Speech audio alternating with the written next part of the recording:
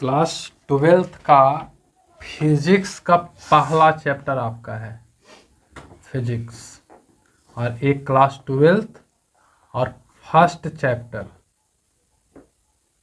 एक जो फिजिक्स का आपका पहला बुक का पहला चैप्टर है वो है वैद्युत आवेश तथा क्षेत्र NCERT, और बाकी जो दूसरा बुक होगी उसमें आपको दूसरा दे सकता है नाम, हो सकता है कि इसी का वो नाम ऐसे कर दे वैद्युत आवेश तथा वैद्युत क्षेत्र, तो बात एक ही ना हुआ, बात एक ही हुआ। तो इसको वैद्युत आवेश और वैद्युत क्षेत्र की अगर हम बात करें तो ये जो मतलब पढ़ना है जिस ब्रांच में, उसका नाम रहेगा स्थिर वैद्युतिकी। याद रखना इसका जो जिसके अंतर्गत में आता है स्थिर वैद्युतिकी के अंतर्गत आता है स्थिर वैद्युतिकी, ठीक है। और स्थिर वैद्युतिकी क्या चीज होती है समझते हैं कि स्थिर वैद्युतिकी में हम लोग उस चीज का अध्ययन करते हैं जो आवेश स्थिर हो, ठीक है। जो स्थिर वैद्युतिकी ब्रांचेस है उस ब्रांच के अंतर्गत हम लोग स्थिर आवेश के अध्ययन करते हैं। आवेश आपका दो तरह से हो सकता है, अगर मान के चलिए तो कोई आवेश यहाँ है, मान लो कि प्लस है या माइनस है, कोई भी आवेश है, या हम मान कर चलते हैं कि मेरे पास कोई आवेश Q है, तो Q दो सिचुएशन में रह सकता है। पहला रेस्ट अवस्था में रह सकता है, रेस्ट में स्थिर हो सकता है, या हो सकता है कि एक Q आपको गतिशील हो, गतिशील दो सिचुएशन में। तो जो आवेश आपको रेस्ट में होगा, स्थिर होगा, उसका अध्ययन हम लोग करते हैं स्थिर वैद्युतिकी के अंतर्गत, ठीक है। और गतिशील आवेश का अध्ययन हम लोग करेंगे नेक्स्ट वाले में, अगले चैप्टर जो पढ़ेंगे ना उसमें करेंगे। तो इस आवेश को स्थिर मान करके हम लोग पहला काम करेंगे, ठीक। चलिए देखते हैं। सबसे पहले इस वैद्युत का हम लोग इतिहास जान लेते हैं, उसके बाद फिर हम लोग आएंगे चैप्टर में। इतिहास में भी जानना जरूरी है। अगर तत्काल में देखा जाए तो पुराने जमाने के जो साइंटिस्ट हैं वो आपको ये 3 गो तो मिलेंगे ही मिलेंगे।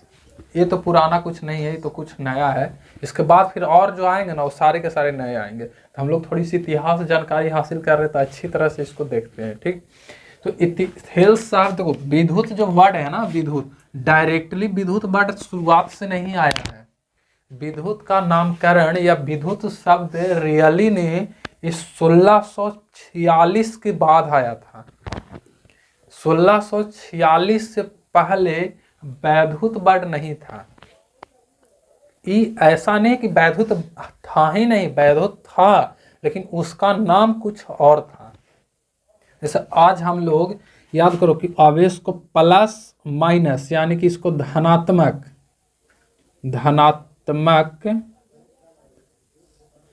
और क्या बोलते हैं ऋणात्मक, ये होता है। लेकिन पहले देखोगे ना शुरुआती दौर में तो ये धनात्मक आवेश नहीं था, ऋणात्मक आवेश नाम नहीं था। इसका मतलब ये तो नहीं ना है कि आवेश था ही नहीं, आवेश थी, बट इसका नाम उस समय कुछ और था, नहीं था। जैसे याद करो ना कि मोस्ट ऑफ देम स्टूडेंट अगर देखोगे तो घर में छोटी गो में ओकर 4-5 गो नाम पड़ जाता है। ओकर मौसी अलग नाम रख देगा, ओकर पापा अलग रख देंगे, ओकर मम्मी अलग नाम कर देंगे, नानी है तो वो अलग नाम कर देंगे। लेकिन याद करो कि जब लास्ट वो पढ़ने जाने लगता है, स्कूल में जाने लगता है, तो उसका उस सब 4-5 गो नाम रखा है ना, वो 5 में से एक नाम को उजागर कर दिया जाता है, नहीं किया जाता है, उसको एक नाम रख दिया जाता है, और उसी नाम से वो बच्चा फिर क्या होता है फेमस हो जाता है। स्कूल में से तो आदमी का नाम ही फेमस होता है ना, तो फिर तो आप छोटी को तो गांव मोहल्ला भर जानता है, और कौन जानेगा, कोई नहीं। और जब स्कूल में जाने लगोगे तब फिर जाकर के सब आपका नाम जानता है, और मोह वालों जानेगा, पिसारतपुर वाला भी जानेगा आपको, बहादुरपुर वाला तो बहादुर लोग जानवे करेगा। समझ में आ रहा है? तो वहाँ पास होता है, ठीक है। तो यहाँ पास देखोगे ना, तो यहाँ पास हम लोग जब शुरुआती दौर में था तो नहीं हम लोग को विद्युत पता था और ना ही धनात्मक ऋणात्मक कुछ नहीं पता था। लेकिन इसका अर्थ ये नहीं होता है कि धनात्मक और ऋणात्मक आवेश होता ही नहीं था, नया था, होता था बट हम लोग जानते नहीं थे, इसका कुछ और ही नाम था। जैसे शुरुआती दौर में सबसे पहला जो साइंटिस्ट आए थे थेल्स, याद करो कि थेल्स का योगदान मैथ में भी रहा है। क्लास 10 में हम आपको थेल्स परिमेय पढ़ाए हैं, सिद्ध किए थे उस समय, पता है। थेल्स साहब ने एक परिमेय दिया था त्रिभुज वाला चैप्टर में कि भुजाएं अनुपातिक वाला, या इनका जो परिमेय था उसका नाम था समानुपातिकता परिमेय। खैर वो मैथ की चीजें, मैथ में हम लोग जानेंगे, जानेंगे कुछ, तुम लोग तो जान करके आज यहाँ तक पहुंच गया। तो यहाँ पास अगर थेल्स की बात करोगे ना, तो थेल्स साहब ने देखा क्या था, अंबार का मतलब होता है इलेक्ट्रॉन आवेश, ऋण आवेश। आज ना हम लोग जान गए कि इलेक्ट्रॉन में ऋण आवेश, लेकिन पहले थोड़ा पता था लोगों को, तो उसको अंबर नाम दिया था। अंबर, देखो अंबर, अंबर अंबर अंबर, ठीक है। तो अंबर मैंने उस समय का अगर देखोगे ना तो इलेक्ट्रॉन ऋण आवेश, आज के डेट में अंबर का मतलब, ठीक है। आगे तो आप लोग जानते हैं। तो यहाँ पास देखोगे तो एक गड़बड़ स्थिति होता है, ठीक है, सॉरी, उसके अनुसार तो ये सही था।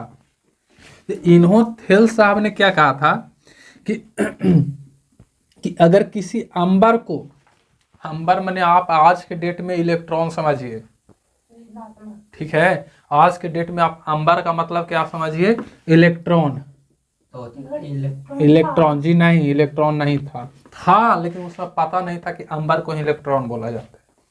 तो अब नया नामकरण हुआ है ना। तो सभी हम बताएं ना कि पहले धनात्मक और ऋणात्मक नहीं था बट लोगों को पता नहीं था कि एकरे हम लोग धनात्मक कहते हैं, एकरे ऋणात्मक कहते हैं। जैसे आप लोग खुद ही सोचो ना कि अगर कोई व्यक्ति बोले ना, सबसे अच्छा एग्जाम्पल दें कि 4-5 गो नाम रहता है लेकिन उसका नाम उजागर होता है स्कूले से। तो यहाँ पर देखोगे ना तो अंबर का मतलब इलेक्ट्रॉन होता है। हम बेसिक चीज बता रहे, रियली नहीं ये सब चैप्टर का हिस्सा होता ही नहीं है। हम लोग को जो पहला चैप्टर का हिस्सा पढ़ना, आवेशन पढ़ना है, या आवेशन या चार्जिंग या विद्युतीकरण, सब एक ही नाम है, विद्युतीकरण, आवेशन या चार्जिंग, एक ही चीज है। उससे हम लोग को शुरुआत करनी है, लेकिन उसको तो शुरुआत करेंगे ही करेंगे, लेकिन उससे पहले इसको भी जानना जरूरी है ना। तो फिर ये लोग विलुप्त तो हो जाएंगे। अगर लोग नहीं पढ़ाएं इन लोग को तो धीरे धीरे विलुप्त हो जाएंगे, लोगों को पता ही नहीं रहेगा। जैसे आज लड़का विलुप्त होते जा रहा है, वैसे धीरे धीरे विलुप्त हो जाएंगे, ठीक है। तो यहाँ पर अगर देखा जाए तो क्या है कि थेल्स साहब ने आज नहीं, आज से 700 ईस्वी पूर्व पहले, मतलब कि जो ईसा पूर्व, ईसा है, ईसा समझ में आ रहा है, ईसा मसीह के जन्म वाला BC, तो ईस्वी पूर्व की हम बात करें तो जो 600-700 ईस्वी पूर्व अगर तुम पहले चले जाओगे तो उस समय थेल्स साहब ने क्या किए थे कि एक अंबर को बिल्ली के खाल से रगड़ दिए थे। बिलाई, दूधा पिता है सब समाज ही नहीं लगे, बिलाई केकरो बोलते हैं, अरे बिलाई मैंने कैट, ठीक है। अब धनाक नेटवर्क पका होगा इस सबके। तो अगर हम बात करें तो इन्होंने क्या किया था कि जो अंबर था, अंबर, इस अंबर को रगड़ दिए थे बिल्ली के खाल से। आजकल बिल्ली लोग पकड़ वो नहीं करेगा, बिल्ली के खाल से।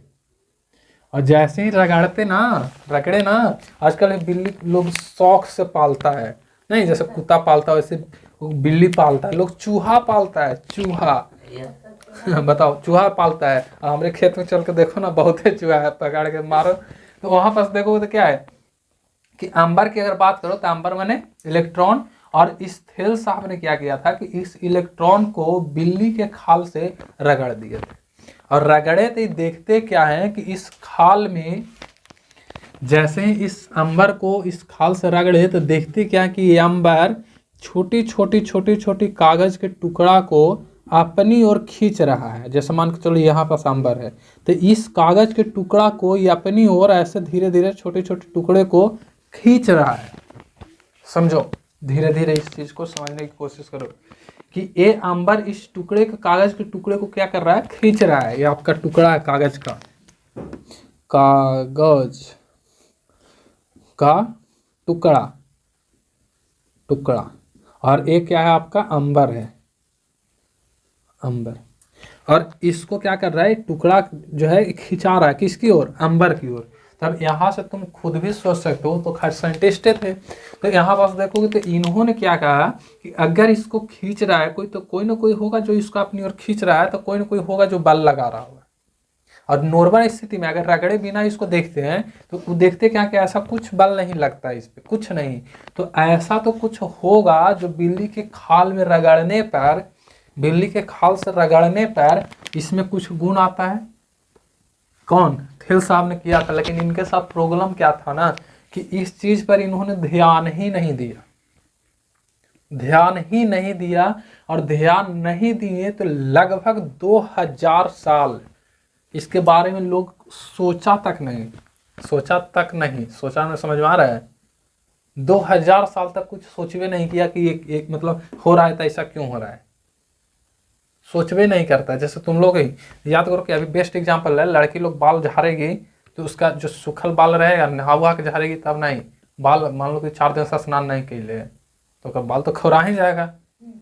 अब खोराएगा तो बताओ कि उसे पूरा बड़का बड़का कंघा रखता है, इतनी उसे झड़ाइबो न करेगा, घुस जाएगा बालवे में, पूरा ऐसे धार के एकदम मार ले रहती है, आगे गिरा के ये अल्ली चपाचप। अब बताओ तो कि वहाँ पर देखो तो उसे मारेगी जरूर, लेकिन उसे कहीं नहीं ध्यान देगी कि हमारे जो कंघी है उसको नीचे रख देंगे तो उसमें में गर्दा भी सड़ जाता है। लेकिन बताओ कि गर्दा जो है ना, ऐसे तो बाल का गंदगी उस कंघी में आ ही जाता है, ऐसे पूरा खखोरोगे तो एक में जो बैठा है उसी रुस्सी खखुरा के कहाँ आता है, कंघाइए में ना आएगा। तो क्या देखना कि जो दांत होता है ना कंघी के इस तरह से, तो एक बड़े मैंने कचड़ा फंस जाता है, तो एक लोग लेगा पानी में और 12 से धर के रगड़ कर साफ करेगा। अगर 2 महीना लड़की लोग ना साफ करे ना तो आधा दांत भरा जाएगा, कन्फर्म है, यहाँ तक भरा जाएगा। अब बताओ तो जरा कि यहाँ पास ध्यान देती है उन लोग कि ये कंघी गंदा क्यों हो जाता है, इसके पीछे कारण है ना कि जैसे ही बाल में रगड़ाता है ना तो कंघी से बाल में रगड़ोगे तो कंघी पर आवेश आ जाता है, यहाँ तक कि बाल पर भी आवेश आ जाता है। और ऐसे करोगे ना कंघी को बाल के ऊपर, लड़की लोग के तो खैर बड़ा रहता तो पता नहीं चलेगा, लड़का लोग के जो है ना वैसे करेगा ना तो बालवा जो होता है ना खड़ा होगा, चाहेगा कि वो कंघी में हम सटे, कंघी में सटना चाहेगा, तो वो सटना चाहेगा तो बताओ कि ये काम का पहले नहीं होता होगा, होता होगा। हम लोग बचपन में पढ़ते थे ना तो कलमिया हम लोग के, तुम लोग के ऐसा कलम न चल रहा है, हम लोग एकदम ट्रांसपेरेंट कलम चलता था इस तरह से, और एकरा में एगो ऐसे डड़ी खिंचाल रहता था। उस समय 3 रुपया वाला कलम आईबे किया था, उस समय आईबे किया था, बहुत हम लोग मस्त से लेते थे वाला कलमिया के और रगड़ते थे बाल में। नीचे हम लोग पढ़ते थे तो भुइयाँ में बैठते थे, तुम लोग तो बेंच में बैठा है ना, भुइयाँ में बैठते थे, जमीन पर रगड़ करके वैसे सटाते थे, पूरा ओकरा में गंदगी लगता था। तो हम लोग को उस समय कोई पढ़ाने वाला है या नहीं था इस सब वाला चीज़। अब दूसरा क्लास पहला क्लास में कौन पढ़ाता है ये सब, खाली नेटा पोछ जो न घर, एक से ज़्यादा कुछ नहीं। तो बताओ तो कि ये वाला काम उस समय भी होता था, ऐसा नहीं कि नहीं होता था, लेकिन हम लोग को जानकारी नहीं थी। तो ये बात सबसे पहले किसने देखा था, थिल साहब ने देखा था, थिल साहब ने बात को देखा था, लेकिन इन्होंने थोड़ा सा मटिया दिया। सवेरे सवेरे तुम लोग भी मटिया दे, सुत जरा सा, अभी तो 5 बज लिए, आराम से मटिया देते हो, और मटियाने के चक्कर में 7 बज जाता है, वैसे उठेगा आंखों को लुड़ते पहुंच जाएगा ट्यूशन में, ले हो गए लोग जब 7 बजे से रहे क्या करेगा। 6 बजे वाला जो बैच है सुबह वाला वो बेचारा आ जाता है ऐसी धोबो करते हैं, तो वहां पास उन लोग के साथ दिक्कत हो जाता है। तो यहाँ पास देखोगे तो क्या होता है ना कि थिल साहब ने इस चीज को एक्सपेरिमेंट किया, बट ये लगभग 2000 साल तक एक पर कोनो ध्यान नहीं दिया, कोनो ध्यान नहीं दिया।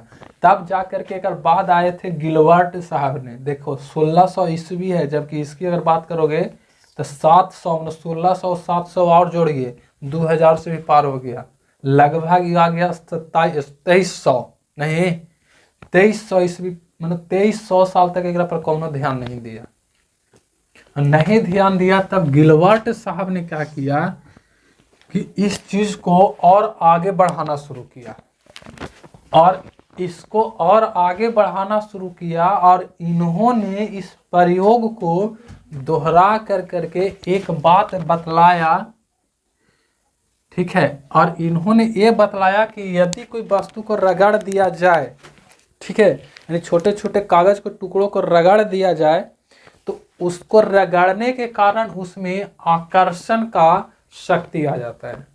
आकर्षण, आकर्षण मैंने कौन चीज, किसी चीज को अपनी ओर खींचना, खींचना आकर्षण कहलाता है। और जो खिंचाता है उसको आकर्षित बोलते हैं। जैसे नहीं बोलता है हम आपके तरफ आकर्षित हो रहे हैं, मतलब कि हम खिंचा रहे हैं आपके तरफ।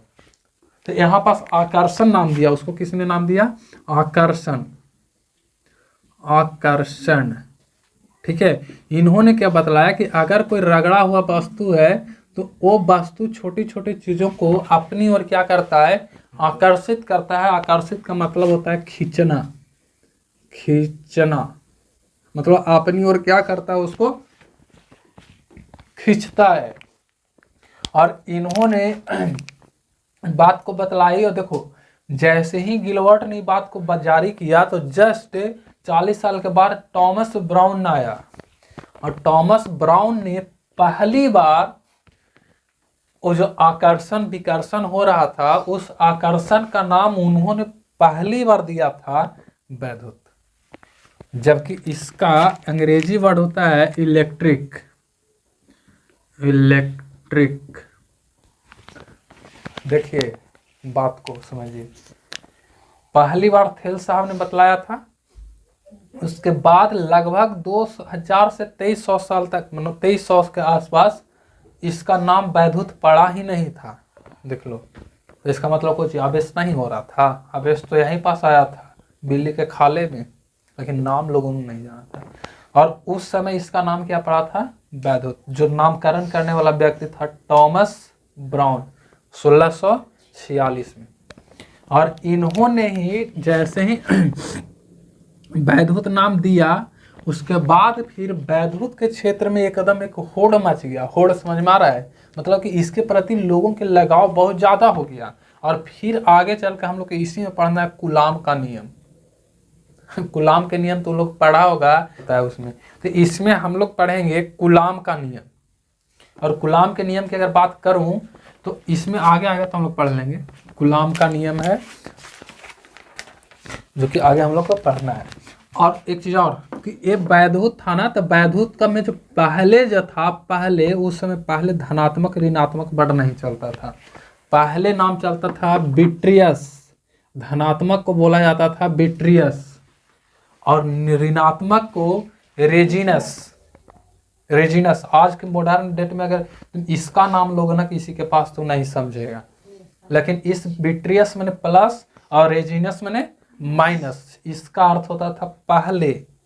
पहले के डेट में इसका और इसका नाम यही था, बिट्रियस और रेजिनस, ये चीज था। तो शुरुआती दौर से हम लोग अगर इसमें अगर मोटा मोटी देखा जाए तो हम लोग एक तरह से ये कह सकते हैं कि इसमें हम लोग क्या कर रहे हैं, एक तरह से इन लोगों ने जो थेल्स हो गया, गिलबर्ट हो गया, थॉमस ब्राउन हो गया, ये सब एक तरह से क्या किए, रगड़ रगड़ रगड़ रगड़ करके क्या उत्पन्न कर दिए, आवेश नहीं, एक आवेश उत्पन्न कर दिए।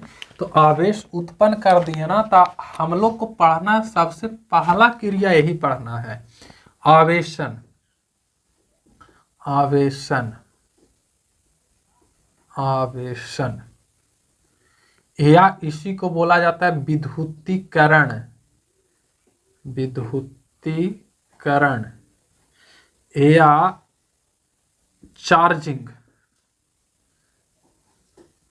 चार्जिंग, कुछ भी आप बोलिए, तीन गो में से आप कुछ भी नाम दे सकते हैं, ठीक है। सबसे पहले हम लोग को जानना है विद्युतीकरण क्या है। विद्युतीकरण सुना होगा एक दिन कि हाँ घरा घरी विद्युतीकरण हो रहा है, नहीं फ्री में हो रहा था कि नहीं, हम लोग उसको बोलते एग्रीमेंट, लाइन के एग्रीमेंट हो रहा है, यही बात बोलते थे। तो यहाँ पर विद्युतीकरण या आवेशन का मतलब होता है ना कि किसी चीज में आवेश उत्पन्न कर देना, आवेश उत्पन्न करना आवेशन कहलाता है। ऐसे चार्ज हम लोग बताइए तो चार्ज बोलते हैं तो चार्ज का मतलब कुछ सबसे बढ़िया चार्जिंग आप लोग को समझ में आता होगा। हम मोबाइल चार्जिंगे नहीं ले रहा है, यही बात बोलता है तू लोग चार्जिंग। अब बताइए तो कि चार्जिंग की अगर बात करोगे तो चार्जिंग मतलब रियली में आवेशन होता है, ठीक है। हाँ, बैटरी में आवेश को घुसेड़ने की प्रक्रिया आवेशन कहलाता है, ठीक है। आवेशन किसको कहेंगे? जिसमें हम लोग आवेश को संचित करने की जो विधि होता है वो आवेशन कहलाता है। जैसे मोबाइल चार्ज लेते रहेगा ना, तो आपको ध्यान देना चाहिए कि जब चार्ज लेते रहेगा तो वहाँ पास लिखेगा चार्जिंग। चार्जिंग मतलब कि आवेश अभी हम सैती थी ओकरा में, समझ में आ रहा है। अभी आपका मोबाइल पूरी तरह से चार्ज नहीं हो रहा, घुसेड़ रहे हैं जब तक घुसड़ा रहा है। जैसे ही ये आपका 100% होगा तो मोबाइल फिर चार्जिंग नहीं लिखेगा, वो लिखेगा चार्ज्ड ए लिखेगा, और 100% बगल में फुल्ली चार्ज्ड, फुल्ली चार्ज्ड। अब बताइए तो कि दोनों में अंतर है कि नहीं? फुल्ली चार्ज कहने का मतलब कि 100% जितना ओकरा में अट सकता था आवेश उतना हमने हटा दिया। इस चार्ज का मतलब और चार्जिंग का मतलब कि अभी आप ठहरिए, रुकिए, अभी और घुसेड़ने दीजिए, ये चार्जिंग होता है। तो चार्जिंग का मतलब क्या होता है? आवेशन। मतलब एक लैंग्वेज में हम लोग ऐसे चार्जिंग को बोल सकते हैं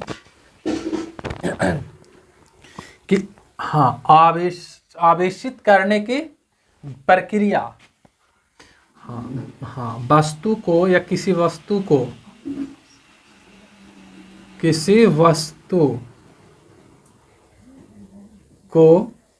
आवेशित करने की क्रिया, और किसी वस्तु को आवेशित करने की क्रिया हुआ आपका क्या कहलाता है? आवेशिंग यानी कि चार्जिंग।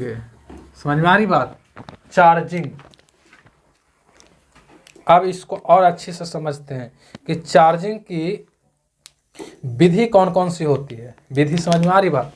चार्जिंग की विधि, ठीक है। विधि को भी समझ लेते हैं ठीक ढंग से। देखिए, चार्जिंग की हमारे पास अनेक विधियां, फिर हम लास्ट में डिस्चार्ज भी पढ़ेंगे।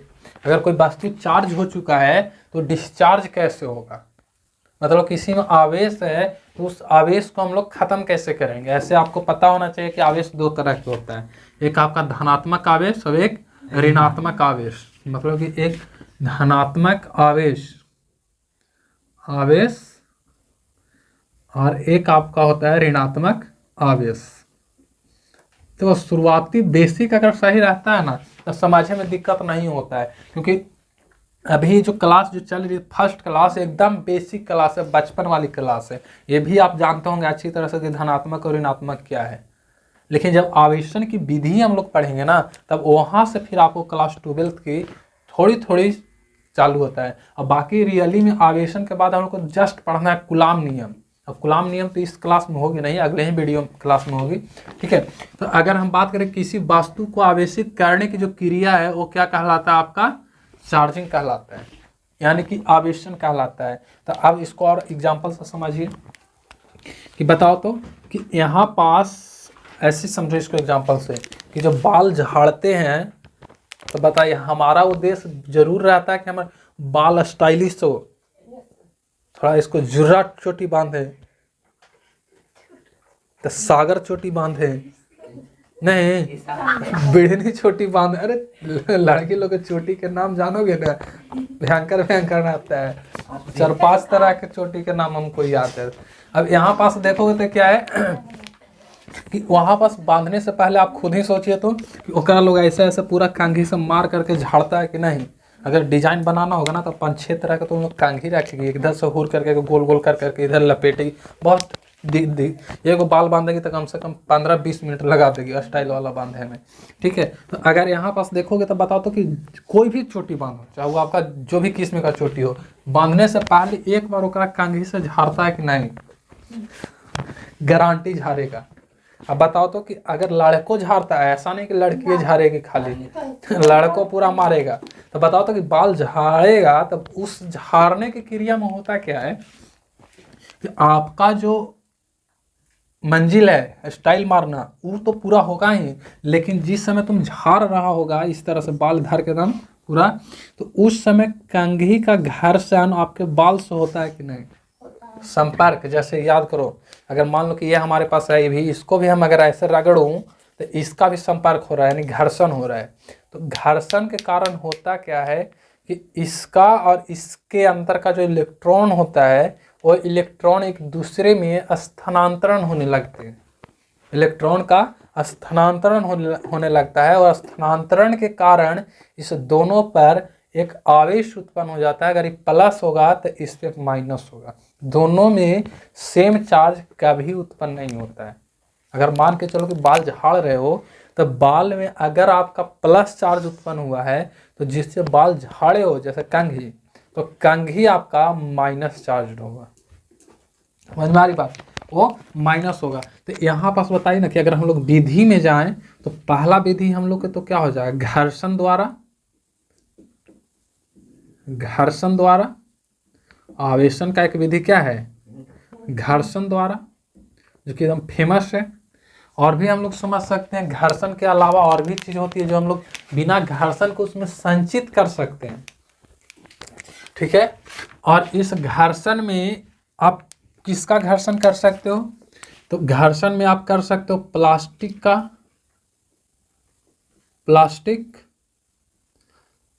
दूसरा लकड़ी का भी कर सकते हो, तीसरा बताइए और ऐसा का हो सकता है बताइए ना? प्लास्टिक, लकड़ी, बाल, ये भी बाल तो हो सकता है ना। रोमा बिल्ली का खाल वाला है तो बाल है ना, था तो हम लोग बाल भी लिख सकते हैं, बाल। ये सारे चीजों से घर्षण करके हम लोग क्या उत्पन्न करते हैं? आवेश। घर्षण द्वारा क्या उत्पन्न होता है? आवेश उत्पन्न होता है। और इस आवेश उत्पन्न होने की विधि ही तो है आवेशन। क्या है? आवेशन है। और इस आवेशन के बाद फिर हम लोग को पढ़ना है कूलाम का नियम। कूलाम का नियम, उसके बाद याद रखना डिस्चार्जिंग भी पढ़ना है। तो ये तो आपका खाली एक झलक हो गया, आगे आगे देखते हैं होता है क्या। ठीक है, इसको राइट कीजिए।